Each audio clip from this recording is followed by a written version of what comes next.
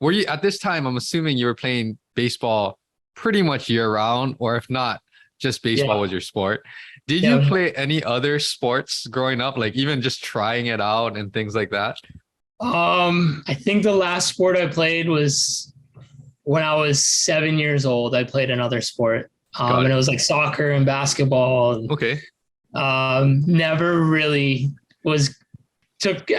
never took a liking to them. Uh-huh. And that was another, like, my dad was very strict, and you know what, you're going to make your name in baseball. If you make your name in anything, you're not going to be a football player. You're not going to be big enough to be one. You're not going to be fast enough to be a football player.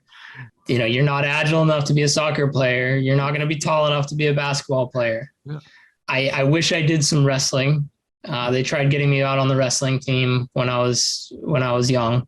Okay. But again, it was, my dad's like, no, you're going to hurt yourself. Like, your future is baseball. Mm-hmm. So he kind of, in a way, it became sheltering. And I mean, I'm going to learn from all that when that day that I have kids, and let them explore, find out something else that they might enjoy. Because I think the playing baseball year round, it kind of wore on me, and it became more of after a while, at the end of my career, it just felt like a job, rather than a game. Like, I forgot that I'm going out there playing a game every day. So if I took some time off, and I know that's kind of how it is here in Hawaii. And that's one thing I can appreciate here, is that kids play other sports, and they play other sports all year round. And then basically by their junior, senior year, that's when they're like, okay, this is where I'm going to make my name. Where that was me when I was 13. I was like, nope, I'm not going to play football. Even though even my baseball coach was like, he was the PE coach. And he'd see me on the flag football field in PE. He's like, why aren't you playing football? Yeah. Because I was just all over the place. And that wasn't really who I was on the baseball field. I felt like I could be myself more on a football field. But I mean, it all kind of worked out, and I got scholarships and all that. Yeah. But yeah, baseball was it, man. That was it. I didn't venture into anything else. Got it. So obviously you had a very successful high school career.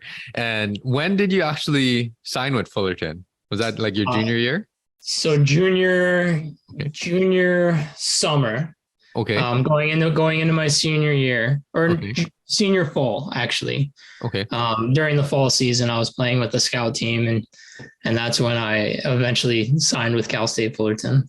Got it. Yeah. So what was that transition like, I guess? Because you were already playing a lot of baseball, and I'm assuming that you were playing, outside of school, you were playing with high level competitive people that were probably going to play in college too.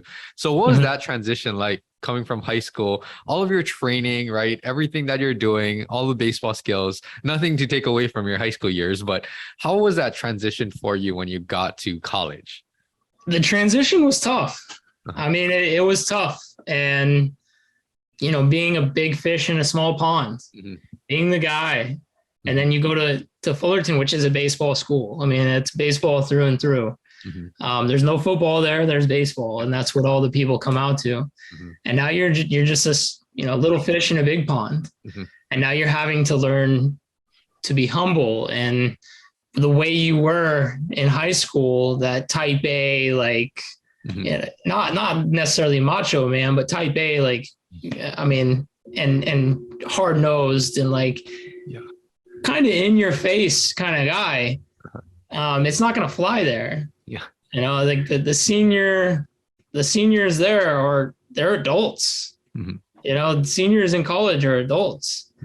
Whereas, I'm coming in, I'm 17, 18 years old. I'm still a child at that point. These guys are, I mean, I was just like, whoa, okay, this isn't high school anymore.